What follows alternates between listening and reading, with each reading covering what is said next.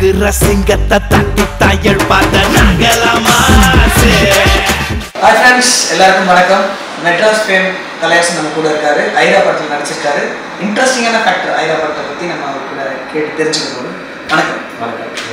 Welcome to the show. நான் வந்து நிறைய இடங்களில் ப்ரொமோஷன்ஸில் பார்த்துருக்கேன். நீங்கள் ஒரு படத்துல இருந்தும் அடுத்தடுத்த ரோல் வந்து இன்னும் பெட்டராக இன்னும் சேலஞ்சிங்காக ட்ரை பண்ணியிருக்கீங்க. அதுவே பெரிய சந்தோஷம் தான். நடுவில் ஒரு ஃபோட்டோ ஒன்று பார்த்தேன், ரொம்ப ஸ்லிம்மாக இருந்தீங்க. அது இந்த படத்துக்காக ஐராக்காக இல்லை, ஜென்ரலாகவே கம்மி பண்ணிடணும். இந்த படத்துக்கு சற்று நம்ம கொஞ்சம் உடம்பு கம்மி பண்ணணும் அப்படின்னு சொல்லி கேட்டிருந்தாங்க. ஸோ அதெல்லாம் கம்மி பண்ணி ஒரு ட்ரை பண்ணுவோம். சரி, இனிஷியல் ஸ்டேஜில் வந்து ஒரு கூட நடிக்கிற ஆர்டிஸ்ட்டுக்கு படத்தை பற்றி எதுவும் தெரியாது. பட் படம் முழுக்க ட்ராவல் பண்ணதுக்கப்புறம் அந்த டைட்டில் எவ்வளோ ஜஸ்டிஃபிகேஷன் பண்ணுறது அப்படிங்கிறது கூட நடித்த ஆர்டிஸ்ட் எல்லாத்துக்கும் தெரிஞ்சுக்கும். அந்த வகையில் ஐரா அப்படிங்கிறது வந்து யானையை பிடிக்குது.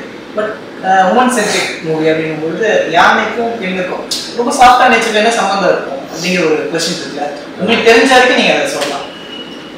இல்லை, அப்படி இல்லை. யானை வந்து ரொம்ப பலம் ஒரு அனிமல். என்னன்னா வந்து நம்ம நல்லது செஞ்சோம்னா அழகாக ஞாபகம் வச்சுக்கணும். அதே மாதிரி அதை வந்து நம்ம ஏதாவது கெடுதல் பண்ணாலும் அதையும் ஞாபகம் வச்சுக்கணும். ஸோ அது எத்தனை வருஷம் கழிச்சு பார்த்தாலும் அந்த விஷயம் வந்து அது மனசு இருந்துகிட்டே இருக்கும். ஸோ அந்த மாதிரி ரொம்ப ஞாபக சக்தி அதிகம்க்கூடிய ஒரு விஷயம். ரொம்ப அது மாதிரி வந்து ஒரு பெண் வந்து அவங்க லைஃப்பில் நடக்கிற விஷயங்கள் எவ்வளோ நாள் ஞாபகம் வச்சுருக்காங்க, அந்த விஷயங்களால அவங்க லைஃப்பில் என்னென்ன மாற்றங்கள் நடக்குதுன்றது தான். இது வந்து ரொம்ப இன்ட்ரெஸ்டிங்கான போர்ஷனே. இது வந்து ரெண்டு ஃப்ளேவர் மாதிரி அதை இருக்கிறது தான். அது பேசுறதுக்கு முன்னாடி டேரக்டரை பற்றி நம்ம பேசுவோம். ஒரு டேரக்டரை பற்றி கண்டிப்பாக செட்டில் அவருடைய ப்ரீவியஸ் ப்ராஜெக்டை பற்றி பேசுவோம்.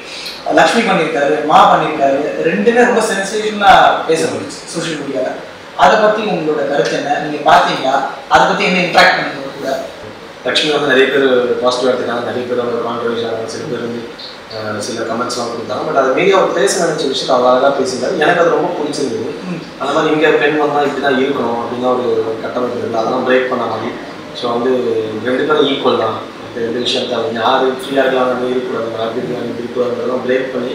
ஸோ அந்த பொண்ணு எவ்வளோ கஷ்டப்படுறா, பட் அது மீறி ஒரு நாள் அவர் சந்தோஷத்துக்காக விருப்பத்துக்காக இருக்கான்றது அழகாக காமிச்சிருக்காரு. ஸோ அந்த மாதிரி இருக்கும்போது அது ரொம்ப பிடிச்சிருந்தது. ஸோ அந்த மாதிரி அவர் பேசின விஷயம் ஒரு கிரியேட்டராக வந்து அவர் ஃப்ரீடமாக பேசணும்னு நினச்சது சூப்பரான விஷயம். அதெல்லாம் இது வந்து டேரக்டர்கிட்ட கேட்க வேண்டிய கொஸ்டின் தான். இருந்தாலும் நீங்கள் சொன்னனால நான் கேட்குறேன். சோஷியல் மீடியாக்குள்ளே ஒரு சின்ன பிளாட்ஃபார்ம்குள்ளே பண்ணுறதுனால அவர் அவ்வளோ சுதந்திரமாக பண்ணிட்டாரு. படம் வரும்போது இது வந்து ஒரு பெரிய விஷயம், ஒரு பிஸ்னஸ் அப்படிங்கிற ஒரு ஏரியாவுக்கு வருதுனால இதுக்குள்ளே ஒரு எதுவும் காம்ப்ரமைஸ் பண்ணி சில விஷயங்களை தவிர்த்து இருந்தார் மாதிரி உங்களுக்கு தோணுச்சா? இல்லை சொன்ன வந்து கரெக்டாகவே சொல்லிட்டாரா? இல்லை, இந்த கதை வந்து என்ன டிமாண்ட் வச்சோ அதை அழகாக சொல்லியிருக்காரு. இந்த கதை வந்து என்ன விஷயத்தை எதிர்பார்த்து எடுக்கப்பட்டதோ அது அவ்வளோ அழகாக எடுத்திருக்காரு. ஸோ இதில் வந்து ஒரு பெருசாக ஒரு கான்ட்ரவர்ஷியெலாம் அதெல்லாம் எதுவும் இல்லாமல் ரொம்ப அழகான ஒரு ஸ்ட்ரைட்டான ஒரு ஃபிலிம். வந்து ரொம்ப ரெண்டு கேரக்டர்ஸ், நம்ம ரெண்டு பேர் லைஃப்பில் இருக்கிற விஷயங்கள், ரெண்டு இடங்கள்லேருந்து வர பெண்கள், அவங்க லைஃப்பில் இருக்கிற விஷயங்கள், அவங்களை சுற்றி இருக்கிற கேரக்டர்ஸ். ஸோ அது வந்து என்ன பேச நினைக்கிறதோ அந்த கதை என்ன டிமாண்ட் வச்சோ அது அழகாக எடுத்துருக்காரு. இப்போ சில பேர் சொல்லுவாங்க, எப்போ நம்ம ஹீரோ ஆக ஆரம்பிக்கும் போது இப்பயே படம் பண்ணி காசு பார்த்துக்கணும், ஏன்னா டைமிங்லேயே பார்த்துக்கணும் அப்படின்வாங்க. அப்படி சில பேர் சொல்றது. இன்னும் சில பேர் வந்து வெயிட் பண்ணி படம் நல்ல கண்டென்ட் கொடுக்குறவங்களும் இருக்காங்க. உங்களுக்கு அந்த மாதிரி நிறைய அப்ரோச்சஸ் இருக்கா? இந்த படம் பண்ணுங்க நல்ல ஆஃபரோட? இல்லை, ஆஃபர்ஸ் வரும், நல்லா வரும். பட் நமக்கு வந்து செட் ஆகாதா நம்ம வந்து கரெக்டாக இருக்கணும். அதுமாரி நம்மளை சுற்றி நம்ம ஒரு ஆஃபர் வந்து நம்ம கண்டிப்பாக ரெஸ்பெக்ட் பண்ணணும். வந்து ஏன்னா நம்ம எவ்வளோ நாளும் ஆஃபருக்காக ஏங்கியிருக்கோம். ஸோ அப்படி இருக்கும்போது நமக்கு ஒரு ஆஃபர் வருதுன்னா அது நமக்கு எப்படி நம்ம வந்து நல்லா இருக்கும், நம்ம கரெக்டாக இருக்குமா இருக்காது, நம்ம நான் நடிச்சா கரெக்டாக இருக்குமா, டேரக்டர் வந்து அந்த நம்பிக்கை, டேரக்டர் மேலே வச்சுக்க நம்பிக்கை நம்ம வந்து காப்பாற்ற முடியுமான்னு சொல்லிட்டு யோசனை இருக்கும். பட் நான் வந்து வர எல்லா ஆஃபரும் எடுத்துக்காமல் கரெக்டாக வந்து அதே மாதிரி எந்த கேரக்டர் நமக்கு வந்து ரிலேட் பண்ணிப்பாங்க, எது நினச்சா நம்ம வந்து ஈஸியாக ஏற்றுப்பாங்க அப்படின்னு சொல்லிட்டு ஒரு யோசனை இருக்கும். அந்த மாதிரி கேரக்டருக்கு நான் செலக்ட் பண்ணிடுவேன். ப்ரியாரிட்டின்னு பார்த்தோம்னா மணி, ரோல் ஆர் கண்டென்ட், இந்த மூணுத்தில் எது இருக்கும்? ஃபர்ஸ்ட் ப்ரியாரிட்டி கண்டென்ட் இருக்கும், அப்புறம் ரோல் இருக்கும், அப்புறம் தான் மணி. எசென்ஷியல் தான் இல்லை, இது எசென்ஷியல் தான் கண்டிப்பாக. பட் ஆனால் வந்து இப்போது நான் ஓகே பணம் முக்கியம்னு சொல்லிட்டு நிறைய பணம் தரான்னு சொல்லிட்டு நான் போயிட்டு எனக்கு செட்டே ஆகாத ஒரு படத்தை நான் நடிச்சுட்டு வச்சுக்கேன். 2 படம் 3 படம் தான் நடிக்கலாம், அதுக்கப்புறம் கண்டிப்பாக மறந்துடுவாங்க. ஸோ அதுக்கப்புறம் வந்து விட்டுருவாங்க. ஸோ அது வந்து நம்ம பண்ண வேண்டிய வேலையை ரொம்ப கரெக்டாக ரொம்ப நேர்மையாக பண்ணிட்டே வந்தோம்னா பணம் தானாக வந்துடும் ஒரு ஃபீலிங். இப்போ இந்த ஐரா படத்தில் வந்து நயன்தாரா இருக்காங்க. ஸோ மேலோட்டமாக பார்த்தா நீங்கள் நயன்தாரோட ஹீரோ அப்படி தானே? கரெக்டாக சரி, அது கேரக்டர் அது நம்ம எவ்வளோனா ஜஸ்டிஃபை பண்ணலாம். ஆனால் வெளியில இருந்து பார்க்குறவங்களுக்கு ஒன்றும் தெரியாது இல்லையா? பாப்பா அந்த மாதிரி ஃபன்னியாக ஒரு உங்களுக்கு எப்படி இருந்தது இனிஷியல் ஸ்டேஜில்? இல்லை இது இப்போ வரைக்குமே ஒரு கேரக்டர் அந்த மாதிரி தான் இந்த 2 நயன்தாரா இருக்காங்க. ஸோ அப்போ அதில் இருக்கும்போது ஒரு நயன்தாராக்கு வந்து அவங்க கூட இருக்க ஒரு சப்போர்ட்டிங் ரோலாக தான் வரும். ஸோ அப்படி இருக்கும்போது அவங்க கூட நடிக்கிறோன்றது வந்து எல்லாருமே ஒரு பெருமையாக பேசினாங்க. சுற்றி இருக்க நண்பர்கள் அதுக்கு எல்லாம் என்ன படம் நான் ரொம்ப நாளாக வந்து யாருக்கும் சொல்லவே இல்லை ஃபர்ஸ்ட் ஆஃப் ஆல். ஏன்னா வந்து அது ப்ராப்பரான ஒரு முறையில் தான் வெளியே வரணும். ஏன்னா இப்போ நம்ம சொல்ல முடியாது. ஸோ அதனால் வந்து அது ப்ரொடக்ஷன் ஹவுஸாகவே நம்ம வந்து அதை அனௌன்ஸ் பண்ணும்போது தான் வெளில தெரிஞ்சுது. ஸோ நானும் இந்த படத்தில் ஒரு கேரக்டர் நடிக்கிறது. ஸோ அது வந்து வந்த உடனே நிறைய பேர் நிறைய ஃபோன் பண்ணாங்க, நிறைய விஷயம் சொன்னாங்க, சூப்பர் சொன்னாங்க. இந்த படம் எல்லாருமே எடுத்துருவாங்க. ஃபஸ்ட்டு சொன்ன வார்த்தை வந்து இந்த படம் ரொம்ப முக்கியமான படமாக இருக்கும். எல்லாம் என்னை சுற்றி எல்லாரும் சொன்னது இந்த நியூஸ் வந்த உடனே அஃபிஷியல் அனௌன்ஸ்மெண்ட் வந்தோடனே இந்த படம் வந்து ரொம்ப முக்கியமான படமாக இருக்குன்னு எனக்கு தோணுது. செம்ம பாசிட்டிவாக இருக்குன்னு தோணுது. ஏன்னா எல்லாமே சூப்பராக இருக்குது அந்த படத்தில். ஸோ அதனால் வந்து செம்ம பாசிட்டிவாக இருக்கும் உங்களுக்கு.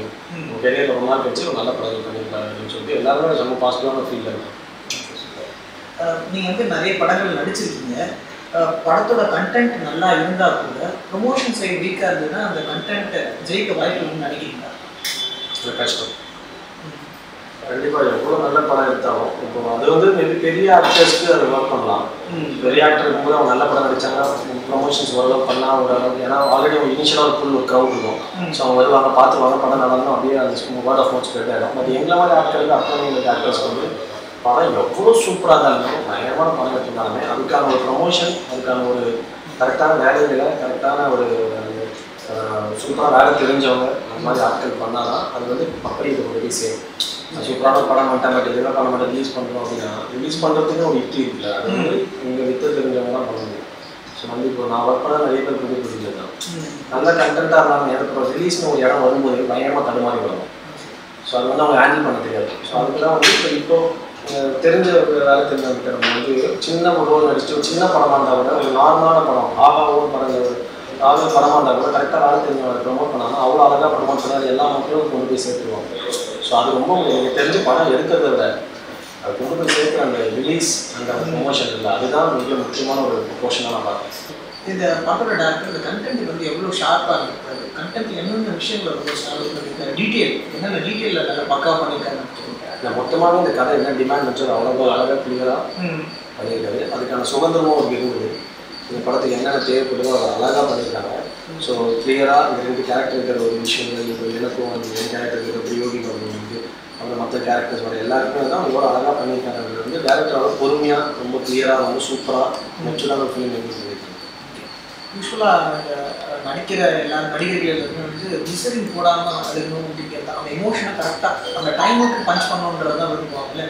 இல்லை நயன்தாரா கூட நடிச்சிருக்கீங்க, அவங்க நிறைய சீன்ஸ் வந்து அழுதுருக்காங்க. அவங்க எப்படி டிசரிங் யூஸ் பண்ணுறாங்களா, அவங்களோட இமோஷன்ஸ் அந்த அவுட்புட் பண்ணுறாங்கன்னா எப்படி இருந்தது? இல்லை ரொம்ப சூப்பராக பண்ணாங்க. இந்த சாங் பார்த்தீங்கன்னா ட்ரெஸ் ஷோவில் ஒரு சாங் போட்டாங்க ஃபேஸ்புக்கில் மேகத்தில் ஒரு சீன் அழுவாங்க. அது பார்த்தீங்கன்னா உண்மையாக பயமாக கண் கலங்கிச்சு. ஸோ வந்து ஏன்னா சில எமோஷன்ஸ் வந்து சில ரியாக்ஷன் நம்ம ஃபேஸில் வந்து தொடர்ந்து நம்ம பண்ணிட்டே இருந்தோம். அது ஒரே மாதிரி இருக்குன்னு ஒரு விஷயங்கள் பண்ணலாம். இப்போ என் முகாமை கொடுத்து நான் அலுவலர் வந்து ஒரு மாதிரி இருக்கலாம். பட் அதை நம்ம எப்படி வேறு மாதிரி நம்ம அடுத்த படத்தில் பண்ண போகிறோம், வேறு மாதிரி எப்படி காட்ட போகிறோம் அப்படின்னு விஷயம். அந்த மாதிரி இருக்கும்போது அது அந்த பவானிக்கு கேரக்டர் அவங்க வந்து அந்த எடுத்துக்கிற விஷயமும் அவங்க அழுதுறோம். அந்த இடத்துல பார்த்தீங்கன்னா அவங்க அவ்வளோ உண்மையாக அந்த எமோஷனை புரிஞ்சு அழுதுட்டு இருக்காங்க. எனக்கு அதை பார்த்து எப்போது அது சக்ஸஸ் தான் அவங்க எதிர்க்க ஒரு ஆர்டிஸ்ட் நடிக்கிறத பார்த்து நம்ம இதை ஷூட்டிங் இது நடிப்பு இது எல்லாத்தையும் மீறி நம்ம அந்த எமோஷனை கனெக்ட் ஆகி ஃபீல் ஆகிற விஷயம் இல்லை. ஸோ அப்படி தான் இருந்தது எனக்கு. ஸோ பயங்கர எமோஷனல் ஆகிடணும். ஸோ செம்ம சூப்பராக இருந்தது, எனக்கு ரொம்ப பிடிச்சிருக்கு. இதில் வந்து ஆரம்பத்துலேருந்தே கேட்கணும்னு நினச்சிருக்கேன். இந்த பட்டர்ஃப்ளை வந்து ஒரு ஃபாலோவாக இருந்துக்கிட்டே இருக்கு எல்லா. நம்ம அது ஒரு வந்து அதை வந்து என்ன மாதிரி குறியீடு குறியீடாக யூஸ் பண்ணிக்கிறாரு. ஒரு பட்டர்ஃப்ளை எஃபெக்ட்னு ஒன்று அது வந்து ஒரு கதை படம் பார்த்தீங்கன்னா நீங்கள் பெருசாக ரிவீல் பண்ண முடியாது. ஆனால் அது ஒரு முக்கியமான ஒரு கேரக்டராக சொல்கிறாங்க. ஓகே கலை, லாஸ்ட் கொஸ்டின் என்னன்னா, இப்போ நீங்களும் வந்து ஒரு 4 பேர் கூட நடிச்சு இப்போ உங்களுக்கு ஒரு தனி ஸ்பாட் இருக்குல்ல, இப்போ நடிக்கும்போது அவங்களோட ஆப்போசிட்ல அதே 4 பேர் இருப்பாங்க, அவங்கள பார்க்கணும் நீங்கள் என்ன தோணும்? யாருக்கு எப்போ என்ன நடக்குதுன்னு தெரியாது. ஸோ அதே மாதிரி இப்போ நம்ம இங்கே ஒரு இடத்துல இருக்கோம், இப்போ எதிர்க்க 4 பேர் இருக்காங்க, நம்மளோட அவங்க டேலண்டடாக கூட இருக்கலாம். ஸோ வந்து அது இல்லாமல் அந்த 4 இடத்துல இல்லாமல் இன்னும் லட்சக்கணக்கான பேர் அதோட டேலண்டாக கூட இருக்கலாம். ஸோ இது வந்து கிடைக்கிற ஆப்பர்ச்சுனிட்டியும் அந்த டைமாக அந்த எல்லாமே சேர்ந்து நடக்கிற ஒரு மேஜிக் தான். ஸோ வந்து கரெக்டாக நம்மளுக்கு வந்து இந்த மாதிரி ஒரு பண்ணி வந்துருக்கோம்னா எதுலேயுமே வந்து நம்ம எங்கே எந்த பொசிஷன் போனாலும் எது பண்ணாலுமே நம்ம வந்து ஓகே நம்ம பண்ணிட்டோம் அப்படின்ற ஃபீல் இருக்கக்கூடாது. ஏன்னா எவ்ரி மூமெண்ட் ஃபுல்லு டேலண்ட் இருக்காங்க, எவ்ரி மூமெண்ட் நம்ம ஒரே விஷயம் தான் நம்மளோட தெரியாது லட்சக்கணக்கான பேர் இருக்காங்க. ஸோ நம்ம வந்து அதை புரிஞ்சுக்கிட்டு கரெக்டாக வந்து எல்லாருமே ஈக்குவலாக ஒரு ரெஸ்பெக்ட் கொடுக்குறாங்க. இப்போ நம்ம வந்து ஃப்ரெண்ட்ஸ் நடிச்சாலும் நம்மளும் அந்த மாதிரி வந்தவங்க. ஸோ அப்படி இருக்கும்போது அவங்களுக்கும் வந்து அந்த ஸ்பேஸ் அவங்ககிட்ட நம்ம வந்து நடந்துக்கிறது எல்லாமே அழகாக ஈக்குவலாக இருக்கணும். கொஞ்ச நேரம் நம்ம இன்டென்ஸாக பேசுகிறோம். இப்போ வந்து ஒரு ப்ரோமோ கட்டுக்காங்க. ஒரு கொஸ்டின், கமர்ஷியல் கொஸ்டின் விட்டா, டைட்டானிக் படம் பண்ணுறீங்களா? டைட்டில் நீங்கள் சும்மா டைட்டானிக் பண்ணும்போது ஒரு வீடியோ என்ன சீன் பிடிச்சிருக்கு? ஒரிஜினல் டைட்டானிக் அப்படியா? இல்லை ஓப்பனாக சொல்லுவாங்க. நிறைய சீன் பிடிக்கும். ஆனால் இந்த எந்த சீன் பிடிக்கும்னா சென்சார் இல்லாமல் சொல்லலாம். சென்சார் இல்லாமல் சொல்லலாம். இப்போ நிறைய சீன் பிடிக்கும். ஏன்னா அந்த படத்தில் மொத்தமாக மெகாவான ஒரு சீன் எழுதிருக்காங்கன்னா பர்சனாக வந்து எந்த சீன் சொல்லுவாங்க, படம் ஃபுல்லாக பயங்கரமான சீனு. கடைசியாக வந்து அவன் தண்ணி உள்ள போவோம் அப்படின்னா அப்போ வந்து அந்த இடத்துல இருக்கும்போது நம்ம சாப்பிட போகிறோம் அப்படின்னு தெரியும். ஸோ அப்போ வந்து போயிட்டுருக்கு. அப்போ உள்ளே போகும்போது பொண்ணு கையை பிடிச்சிருப்பான். தண்ணி உள்ள போனோன்னா கை போயிடும். ஸோ இப்போ அவன் அந்த இதுலேயே தேடுவாங்க. அப்போ ஒரு இப்போ நம்ம ரொம்ப பிடிச்ச ஒருத்தங்க அப்படி கூட இருக்காங்க, திடீர்னு ப்ரெசன்ட் சிச்சுவேஷனில் காணும். அப்போ ஃபீல் வரும்போது படத்தை வருங்க. அது அதுல இருக்கிற அரசியல், அந்த அரசியல்னால இளைஞர்கள் படுற பாடு, ஒரு கட்டத்துல உங்களை நம்பி இருந்தா நாங்க வீணாதான் போவோம்னு சொல்லி இளைஞர்களே அரசியல்ல இறங்குற மாதிரியான ஒரு கதைக்களத்தை கொண்டிருக்க மாதிரி தான்.